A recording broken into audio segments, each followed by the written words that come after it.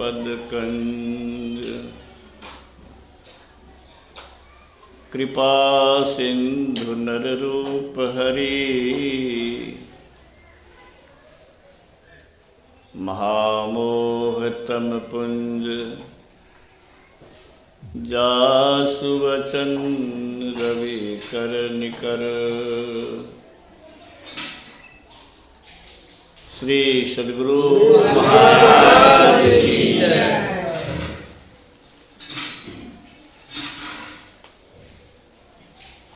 समाराध्य ने कहने की कृपा की, ये संसार काजल की कोठरी है। जो यहाँ आएंगे उसमें कुछ न कुछ दाग लग ही जाएगा, मतलब कुछ न कुछ गलती हो जाएगी, उसका फल दुख अवश्य होता है। सब कोई दुख से बचना चाहता, कोई नहीं चाहता है कि दुख हमको आवे नहीं,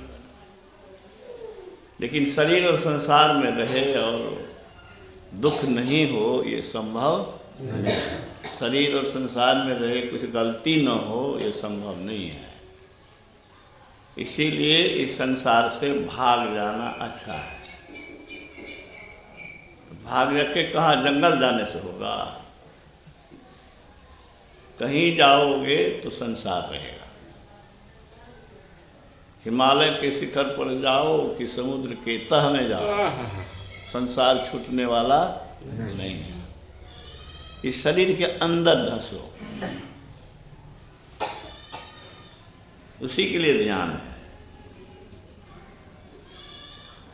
वहां जाओ जहां संसार नहीं है। मन बुद्धि इंद्रियां जब तक रहेगी संसार उसमें रहेगा। इसलिए क्या करो, अपने को मन बुद्धि से भी ऊपर उठाओ। जैसे केचुआ को छोड़ करके सांप अलग हो जाता है, वैसे सब शरीरों को छोड़ दो। साधारण लोग नहीं समझते हैं, सत्संगी लोग समझते हैं कि शरीर एक ही नहीं है। अगर एक शरीर रहता तो अब ये इस देह में आग लगा के जला लेते, हम ही जला लेते, ये देह ये खत्म। शरीर एक ही नहीं है, दूसरा शरीर भी है, सूक्ष्म कारण महाकारण, 3 जड़ शरीर भीतर में है। जीव जब मरता है तो 3 जड़ शरीर और एक चेतन शरीर, चारों शरीर लेके जाता है। उस 3 जड़ शरीर में से एक भी शरीर रहेगा तो जैसे गाछ को काट दो पौनका निकलेगा, फिर गाछ बनेगा, वैसे ही इस 3-4 जड़ शरीर में कोई एक शरीर रहेगा। स्थूल हट गया, सूक्ष्म हट गया, कारण हट गया, महाकारण अगर है तो फिर सब हो जाएगा। चारों जड़ शरीर को खत्म करना होगा, तभी मोक्ष मिलेगा। काम कठिन है। मोक्ष का मतलब ईश्वरत्व हुआ। मोक्ष का मतलब सारे दुखों से सदा के लिए छूट जाना हुआ। मोक्ष का मतलब हुआ शरीर रहित जीवन। शरीर रहित जीवन।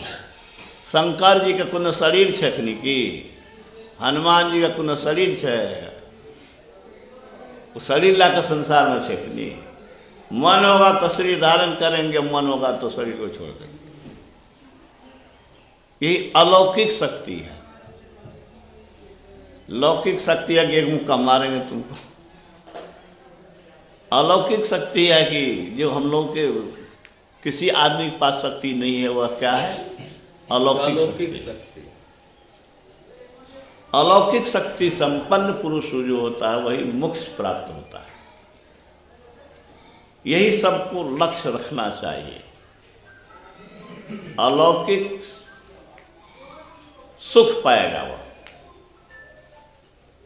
अक्षय सुख, अमर सुख, नित्य सुख, शाश्वत सुख, निर्भय, निश्चिंत।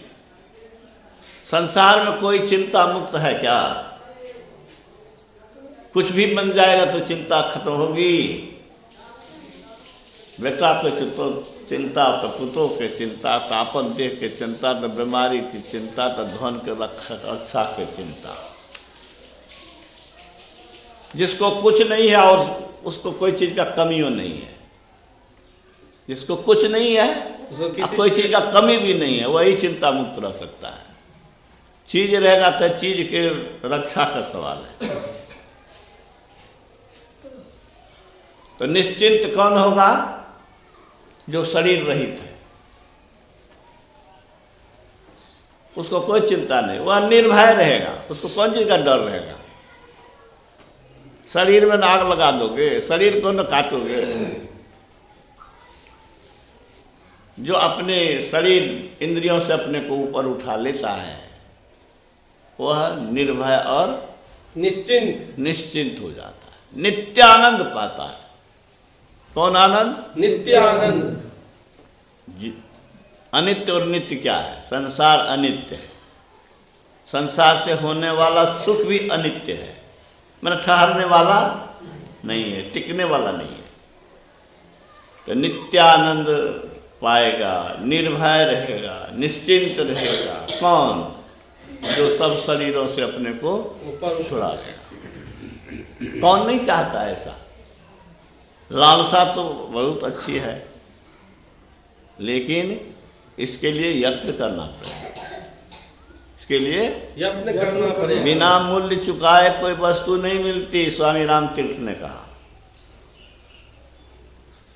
हीरा के दुकान पर जाओगे कहोगे हमारा टका 500 से दे दिया हीरा, तो पहले तो एक दो बार समझा बुझा कहेगा। अब बेसी इधर उधर कहो करोगे तो धक्या करके निकालेगा, भागो यहाँ से। तो मूल्य चुकाना पड़ेगा। मूल्य चुकाया गुरु महाराज ने। हम लोग को मूल्य चुकाना चाहिए। मूल्य चुकाने के लिए क्या करो? अधिक से अधिक अभ्यास करो। उनके जैसा 24 घंटा नहीं कर सकते हो। मधेपुरा में जटेश्वर बाबा थे, सत्संग का प्रचार करने आते थे। 18 जनवरी को 24 घंटे का अखंड ध्यान करवाते थे मेजर साहब। 6 बजे सुबह 18 को शुरू हुआ, सूर्योदय के टाइम में। दिन भर चलेगा, रात भर चलेगी, सुबह कल समाप्त होगा। कि 24 घंटे का वो ध्यान अभ्यास कराते थे। तो 9-10 बजे रात तक तो कोई न कोई ध्यान पर बैठा रहता था, और 10 बजे से लेकर 3 बजे 4 बजे तक बहुत दिक्कत थी जगने वालों की। लेकिन जटेश्वर बाबा को हम देखते थे कि बैठ गए तो बैठ गए। हाँ, 3-4 बजे तक बैठे रह जाते थे, तब तक में कोई दूसरा आ जाता था। अधिक से अधिक बैठने का अभ्यास उनको मैंने देखा है। हम लोगों को कम से कम आधा घंटा, 1 घंटा, 1.5 घंटा, जो 1 घंटा कर सकते हो 1.5 घंटा कोशिश कीजिए। जो 1.5 घंटा करते हैं वो 2 घंटा तक बैठने की कोशिश कीजिए। जो 10 मिनट बैठ पाते हैं तो आधा घंटा बैठने की कोशिश कीजिए। कुछ देर देह को कष्ट होने दीजिए, तपाइए। बिना तप के तेज नहीं, बिना तप के तेज नहीं, आत्मबल नहीं बढ़ेगा। साधना का बल जिसको है, अधिक देर साधना करेगा। साधना का बल जिसको अधिक होगा वही की उसी की आत्मा बलिष्ठ होगी। गुरु महाराज ने कहा कोई शरीर से कमजोर होता है, कोई शरीर से मजबूत होता है। कोई शरीर से सोया हुआ है, कोई शरीर से जगा हुआ है। इसी तरह से जैसे शरीर सोता है, जगता है, शरीर निर्बल है, शरीर सबल है, शरीर सुंदर है, असुंदर है, वैसे ही किसी की आत्मा भी सुंदर और असुंदर है। किसी की आत्मा बलवती है और किसी की आत्मा कमजोर है, सोया हुआ है और जगा हुआ है।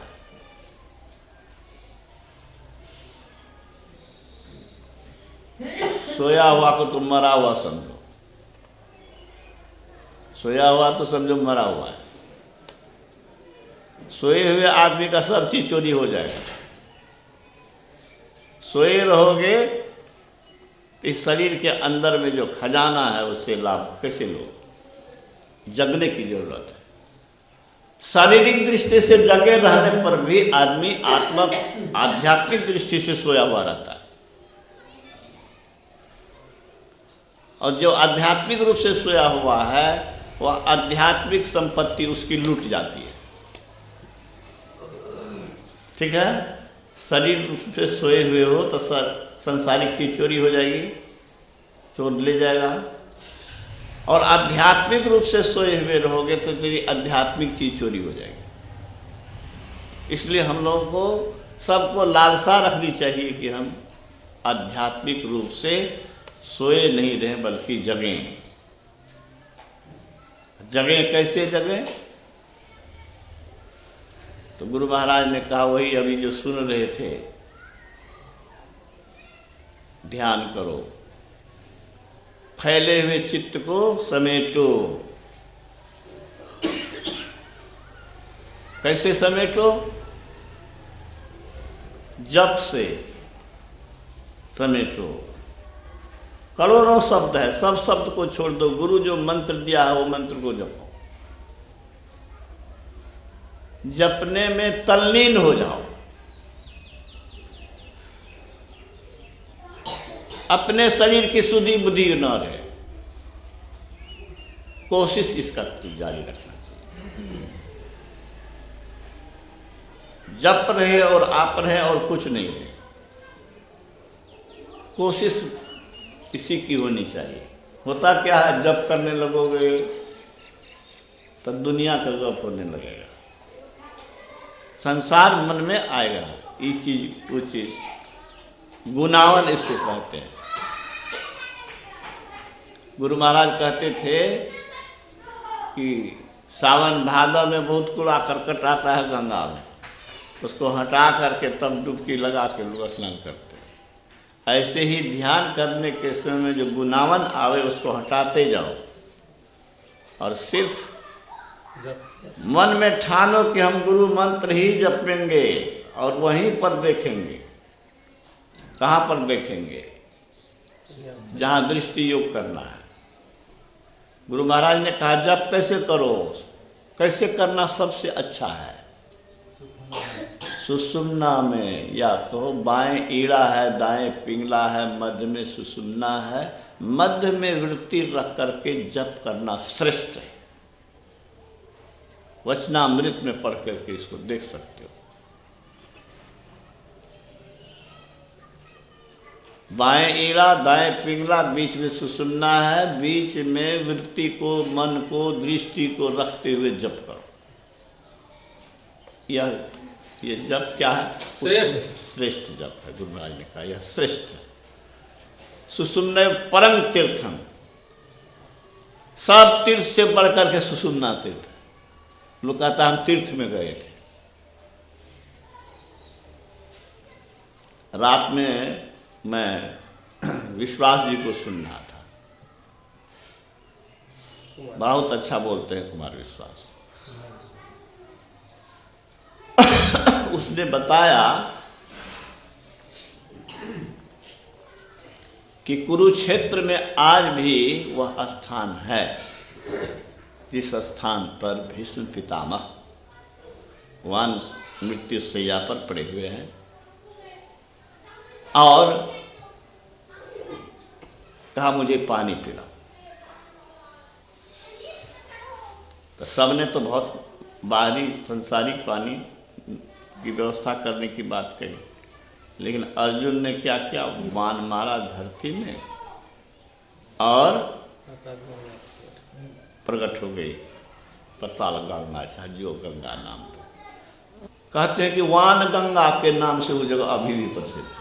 अभी भी, अब हम तो देखे नहीं और कुछ बताया नहीं, अब उतने छेद है कि क्या है, क्या पानी निकलता है भगवान जाने, लेकिन कहा कि अभी भी वहाँ कुरुक्षेत्र के मैदान में भगवान गंगा स्थान है। गंगा तो है, लेकिन जो बात आप कह रहे हो तो वहाँ के लोग नहीं है। हाँ, तो वान गंगा बोलो। हाँ है। है जी। तो आप गए हुए हैं। जी। ठीक है, धन्यवाद। तो तीर्थ बहुत है, लेकिन सबसे बड़ा तीर्थ क्या है? कहीं जाने की जरूरत नहीं, बस सुषुम्ना में दृष्टि को स्थिर करो, समझो कि तीर्थ राज में प्रवेश हो गया। सबसे श्रेष्ठ तीर्थ कौन है? सुषुम्ना। सुषुम्ना। सुषुम्ना परम ध्यान, सुषुम्ना का ध्यान ही सबसे श्रेष्ठ ध्यान है। तो ध्यान करना है वहां पर, सिमटी निगाह से देखो। सिमटना अपने हाथ में नहीं है, अभ्यास से होगा। कार सीखना है तो फील्ड पर जो लोग जाके कार सीखते हैं ना, एक बार ये रोडे पर कार चलाना शुरू करेगा। फील्ड पर मोटरसाइकिल सीखना है तो फील्ड पर लोग जाता है। अभ्यास करते करते सकड़े राह पर भी चलाने की कोशिश में सफल होता है। जो एक्सपर्ट है चरचड़िया रास्ता पर भी मोटरसाइकिल लेकर चला जाता है। इसी तरह से जो अभ्यास दृष्टि योग अधिक से अधिक करेगा, उसकी दृष्टि सिमटने की स्थिति आएगी। क्यों सिमटे?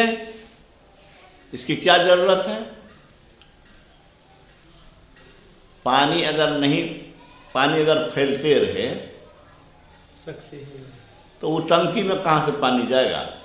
मोटर चला दिए हो, अब पाइप फटा हुआ है, सब पानी बिखर रहा है, तो टंकी में नहीं जाएगा। आंख से नीचे पिंड है, आंख से ऊपर ब्रह्मांड है। हमें ब्रह्मांड में अपने को ले जाना है। कैसे जाओगे? तो इसको फैलने मत दो। पैपे फटल छै। हैं? पैपे फटल छै। हाँ, पैप पे फटल से।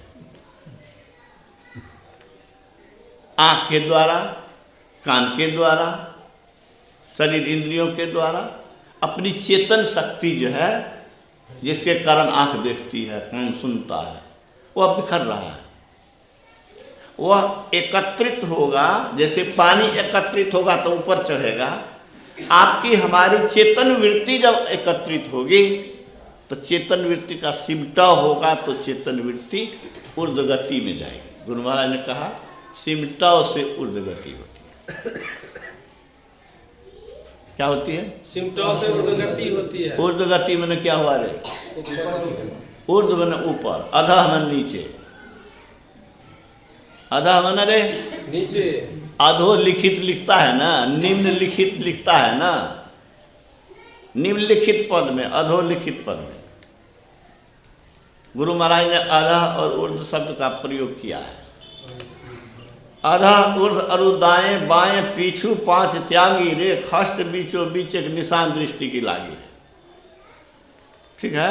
न ऊपर देखो न नीचे देखो, न दाएं देखो न बाएं देखो, न पीछे देखो, तब किधर देखो? सामने देखो। अधः ऊर्ध्व दाएं बाएं पीछू पांच त्यागी रे, छोड़ दो। खष्ट बीचो बीच, सन्मुख शब्द नहीं बोला, लेकिन बचा वही, सामने देखो। दो नैन बीचो बीच सन्मुख, एक टक देखत रहो, आप ही वह बिंदु झलके पट गिराने रखत रहो। पत्थर से पत्थर को टकरा दो, चिंगारी निकल जाए। बाएं आंख की दृष्टिधार और दाएं आंख की दृष्टिधार जब टकराएगी तो वहां ज्योति प्रकट होगी। पत्थर से पत्थर टकराएगा, क्या होगा? चिंगारी निकलेगी, आग निकलेगी। बाएं आंख की धार और दाएं आंख की दृष्टिधार जब एकत्रित होगी, टकराएगी, तो वहां पर ज्योति उदित होगी। वह ज्योति किसी चीज के जलने से नहीं होती है, वह आत्म ज्योति है। इसमें बिजली जलती है तो ये बिजली की रोशनी है। सूरज की रोशनी कैसे होती है रे? तू बताओ, तू विज्ञान पढ़ा। सूर्य रोशनी कहाँ से देता है?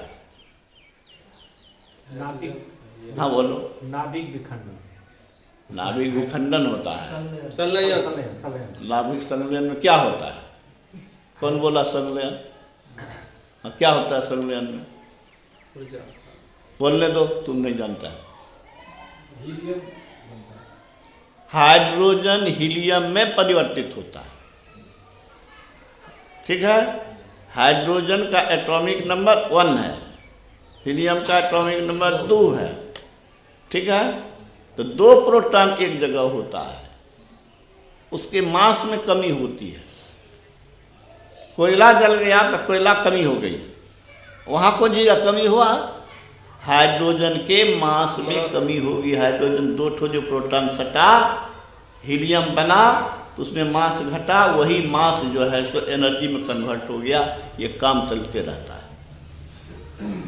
ये काम कितना डिग्री पर होता है? 10 लाख डिग्री सेल्सियस टेम्परेचर पर। कितना? 10 लाख। 1400 डिग्री सेल्सियस पर लोहा तो पानी बन जाता है, हैं?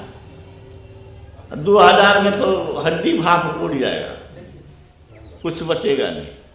और 10-20 हजार होते होते तो मत पूछो क्या होगा। सूर्य में कितनी गर्मी है, कितना टेम्परेचर है?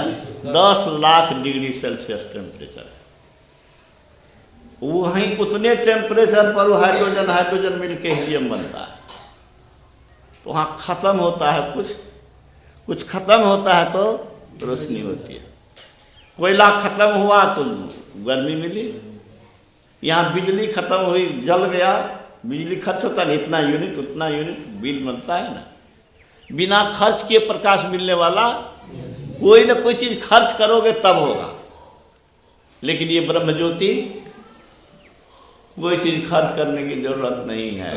ये ज्योति आपकी ताकत को बढ़ाएगी, खर्च नहीं बढ़ने वाला है। इसीलिए इसको अलौकिक प्रकाश कहते हैं। उस प्रकाश की क्या विशेषता है? गुरु महाराज ने कहा इस प्रकाश में अंधेरा है। कौन प्रकाश में जी? सूर्य के प्रकाश। तुम बता सकती है सूर्य प्रकाश में अंधेरा है कि रोशनी है? बोलो। कौन कहेगा? क्या कहेगा कि सूर्य के प्रकाश में अंधेरा है? अरे सूर्य के प्रकाश तो संसार को प्रकाशित कर रहा है, उसमें अंधेरा कहाँ से आ गया? जो गुरु महाराज के वाक्य को नहीं सुना है, या आध्यात्मिक दृष्टि से जिसको ज्ञान नहीं है, बौद्धिक भी, वह नहीं समझ सकता है कि सूर्य के प्रकाश में अंधकार है। हाँ, समझाने से समझ जाएगा, हम समझा देते हैं तुम लोग को। सूर्य के प्रकाश में वह शक्ति नहीं है कि दीवार के उस पार के चीज को दिखा दे। टॉर्च देते हैं तो जहाँ तक रोशनी जाती है वहाँ तक के चीज को दिखाएगा, उसके आगे नहीं दिखा सकेगा। तो इस प्रकाश में मन को नहीं पढ़ सकते हो। पढ़ सकते हो किसके मन में क्या है? सबसे असली चीज है आत्मा। इस आत्मा को भी नहीं देख सकते हो। ये कौन प्रकाश है जिसमें असली दिखाइए नहीं देता है? सड़ने वाला चीज दिखता है। क्या दिखता है? सड़ने गलने खत्म होने वाला चीज दिखता है। ये चमड़ा खत्म होने वाला, हड्डी खत्म होने वाला, संसार की सारी वस्तु खत्म होने वाली है, लेकिन इस आत्मा को खत्म कोई नहीं कर सकता। तो सबका जड़ जो आत्मा परमात्मा है वह नहीं दिखता है, और नहीं दिखने का कारण तो अंधकारे में होता है जी। कुछ नहीं दिखाई दे रहा, इसका मतलब अंधेरा है। अंधेरा छा जाते यहाँ क्या दिखेगा? इसीलिए गुरु महाराज ने कहा कि सूर्य के प्रकाश में भी मास्टर साहब अंधकार है, लेकिन आत्म ज्योति जो होती है, आत्मा की जो ज्योति है, उसमें अंधकार नहीं है। वह सब कुछ दिखाने में समर्थ। कते से एलो 1 लाख बरस पहले तू कते रहो, कौन कौन शरीर में रहो, सांप रहो कि बिच्छू रहो, हाथी बनवा कि घोड़ा बनवा, राजा के बेटा बनवा कि कंगाल के बेटा बनवा, वो सब देख लेगा। भूत भविष्य वर्तमान तीनों काल त्रिकालदर्शी होते हैं। कौन? जिनको ब्रह्म ज्योति प्राप्त होती है। वह रोशनी आपकी हमारी गायब है। वह शब्द गायब है, जिस शब्द को, इस शब्द से तो संसारिक ज्ञान हो रहा है। जिस शब्द के ज्ञान से संसार का सारा ज्ञान हो जाएगा। हम फ्रेंच भाषा नहीं पढ़े हैं, बंगला नहीं पढ़े हैं, कोई भाषा जानने में दिक्कत नहीं होगी। सब भाषा का ज्ञान, सब चीज का ज्ञान। गुरु महाराज कहते हैं जिनको सार शब्द प्राप्त होता है उनको वह सर्वज्ञ, सब कुछ जानने वाला, सर्वांतर्यामी, सबके अंदर की बात जानने वाला, और पूर्ण काम। थैंक यू, 3 शब्द का प्रयोग उन्होंने किया। क्या? सर्वज्ञ, सर्वज्ञ, सर्वांतर्यामी पूर्ण काम। और पूर्ण काम। निर्मल जी बोलिए तो क्या बोले हम? तू बोलो तो श्याम। सर्वज्ञ, सर्वांतर्यामी और पूर्ण काम। तीनों का अर्थ समझाओ तो। सर्वज्ञ का मतलब हुआ सब कुछ जानने वाले। एक सर्वांतर्यामी मतलब हुआ सब जीव, जड़ और चेतन जो भी है सबके अंदर की बात जानने वाले। 2 पूर्ण काम, उसको किसी प्रकार की चाहना नहीं चाहना है, किसी चीज की चाहना करेगा तो उसकी पूर्ति हो जाएगी। पूर्ण काम, काम को पूरा करने की क्षमता उसमें होगी।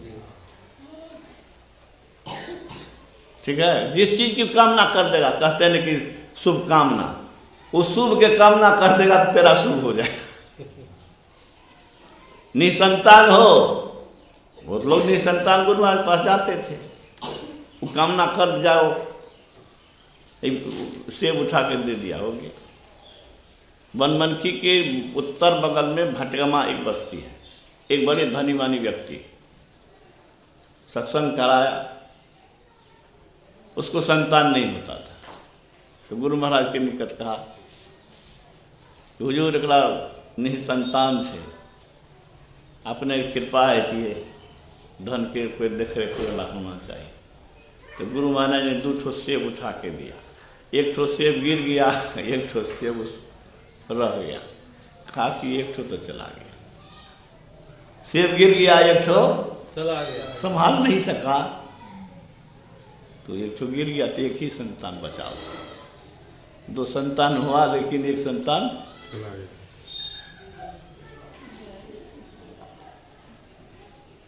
यह भी बहुत बड़ा धन है, यही धन की चोरी हो जाती है। हम कहते हैं ना कि सोए हुए रहोगे तेरे धन की चोरी हो जाएगी, धन की चोरी हो जाएगी। आध्यात्मिक दृष्टि से जो सोया हुआ रहेगा उसका आध्यात्मिक धन चोरी हो चोरी जाएगी। हो जाएगी, धन चोरी हुई। इसीलिए मीरा ने कहा पायो जी मैंने राम राम रतन रतन पाए। पाए। कौन धन के लिए बाप बाप करता है? जो धन किसी का हुआ नहीं उस धन के लिए बाप बाप करते हो, बुद्धिहीन हो। जरा संत महात्मा की भी बात मान लो। ठीक है, हम ही नहीं कहते हैं, संत लोग ही नहीं कहते संसारिक कमाई नहीं करो, करो, लेकिन वह धन के लिए भी कुछ सोचो, कुछ करो। हैं? उस धन के लिए किया गया परिश्रम बेकार नहीं जाएगा, यह भी कहा। उस धन के लिए किया गया परिश्रम बेकार नहीं जाएगा। मैं बराबर कहता हूं, खेत जोत के छोड़ दो, जोतना बेकार हो जाएगा। फसल बो के छोड़ दो, बेकार हो गया। फसल काट के घर में लाओ तब भी बेकार होगा, आग लग गया घर में, बेकार हो गया ना। लेकिन कोई अभ्यास करेगा परमात्मा को पाने का, वह कभी बेकार नहीं होगा। उसकी आत्मशक्ति बढ़ती जाएगी, बढ़ती जाएगी, और एक दिन ऐसी बढ़ेगी कि सुषुम्ना में प्रवेश करके ब्रह्म ज्योति और ब्रह्मनाथ को पाएगा और वो मालो माल हो जाएगा। समझा? हम बीमारों रहते हैं तो सत्संग में क्यों आते हैं? आप समझ में आया? समझ में आ रहा है क्यों आते हैं? वही धन की कमाई करना चाहते हैं, उसी धन की भूख है। इस धन में आग लग जाए कोई हर्जा नहीं है, लेकिन वो धन हमको मिल जाए तो आग लग जाए अभी ये कोई हर्जा नहीं। इस देहों में आग लग जाए कोई हर्जा नहीं है, लेकिन वह धन प्राप्त हो जाए तभी मैं शरीर को त्यागने के लिए तैयार हूँ। शरीर और संसार के धन में रखा क्या है? अरे आज छटपटा के मरो कि कल छटपटा के मरो, मर के तो जाना ही है। आज ही मर जाकर क्या हो? क्या कहा तूने? गोली मार लो। बोलो। एक सत्स्वरूप परमात्मा को छोड़कर हाँ। मन में और कोई विचार रखते हो? हाँ। बंदूक की गोली कलेजे में क्यों नहीं मार लेते? हाँ, ईश्वर को पाने को छोड़ करके संसार की चीज के कामना करते हो। बंदूक की गोली क्यों नहीं मार लेते? कलेजे में। कलेजे में। हाँ, वही हुआ। किसने कहा? जिसने उस प्रभु को पाया, वो प्रभु का धन का मजा चख लिया, रसगुल्ला चख लिया, तो कहेगा क्या तू लेमन चूसता है? देखो इसमें रस है। जिसने परमात्मा रूपी रस का पान किया, वो कहा संसारिक चीज को भोगना चाहते हो, उसकी चाहना रखते हो, गोली क्यों नहीं मार लेते हो? स्वामी राम तीर्थ 33 बरस में दुनिया से उठ गया। यहाँ 66 से दुगुनों से बेसी हम लोग का है। वो क्या शक्ति था जो अमेरिका का राष्ट्रपति 2 वर्ष तक वह गेस्ट बन करके रहा राष्ट्रपति के। 33 बरस में से दुनिया से विदा हुआ। अब 25-30 बरस के लड़के को राष्ट्रपति अमेरिका का रूजवेल्ट 2 वर्ष तक उसको अतिथि बना करके अपने यहाँ रखा, जहाँ कार्यक्रम होता था वहाँ उसकी व्यवस्था होती थी। 2 वर्षों तक अमेरिका का राष्ट्रपति। वो कौन धन उसके पास था? वकील साहब, अपना कोर्ट में जरा कहिएगा जो ऐब्या करता है। जो मर जाओगे 7 जन्म में स्वामी राम तीर्थ नहीं बन सकोगे। तो 33 वर्ष में करके गया, तुम लोग 70 वर्ष का हो गया है। कम से कम उनकी बात मानो। सब काम कीजिए लेकिन झूठ फूस से परहेज रखिए। झूठ बोलना धोखा देना है। किसको धोखा देना है? सब में ईश्वर है, सृष्टि के कण कण में ईश्वर है। ईश्वर के सामने झूठ बोलते हो। गुरु महाराज ने कहा कि मेरे गुरु बाबा देवी साहब कहते थे, जिस जिभ्या से झूठ बोलते हो उसे निकाल के फेंक क्यों नहीं देते?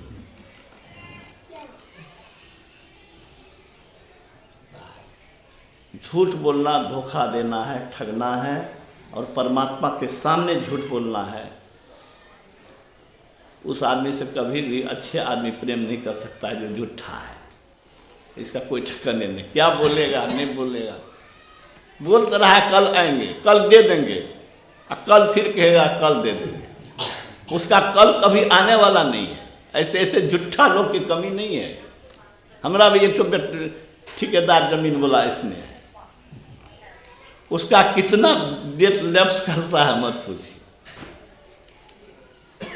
जो झूठ बोलेगा उसके हृदय में कभी भी भक्ति के मार्ग में वो आगे नहीं बढ़ सकता।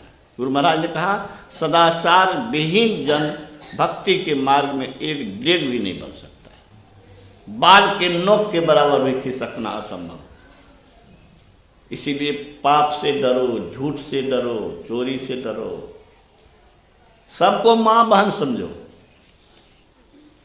और जो है वह दूसरे को भाई समझे, बेटा समझे। कम उम्र का है बेटा समझो, ज़्यादा उम्र का है बाप समझो, हम उम्र का है भाई समझो।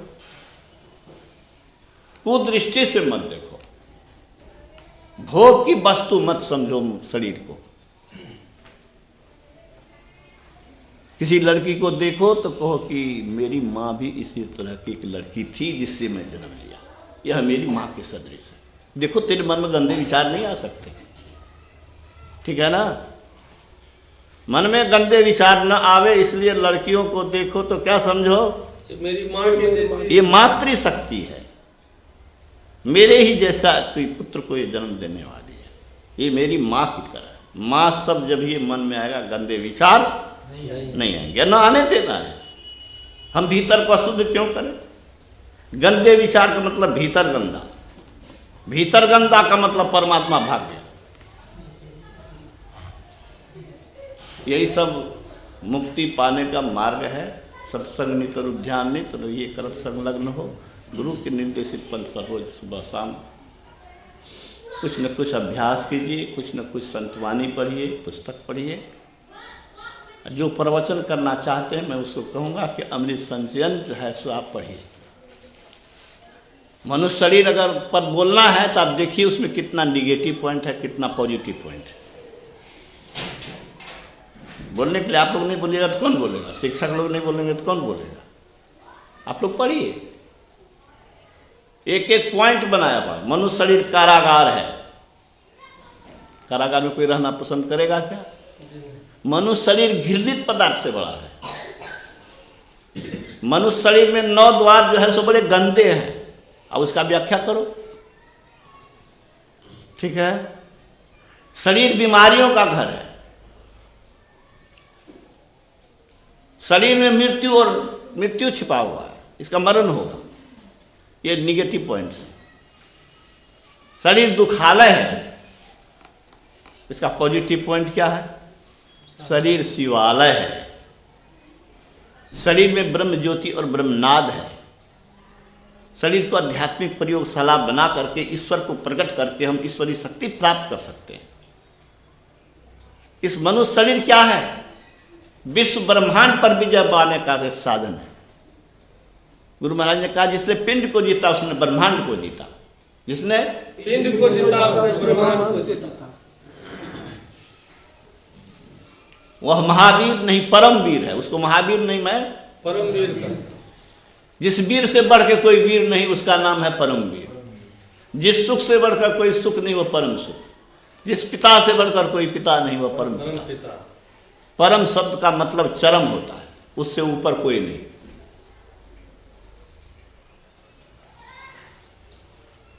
अगर विद्यार्थी कलेक्टर बन सकता है तो चपरासी बनने के लिए सोचे तो मर जाओ, अभी मर जाओ।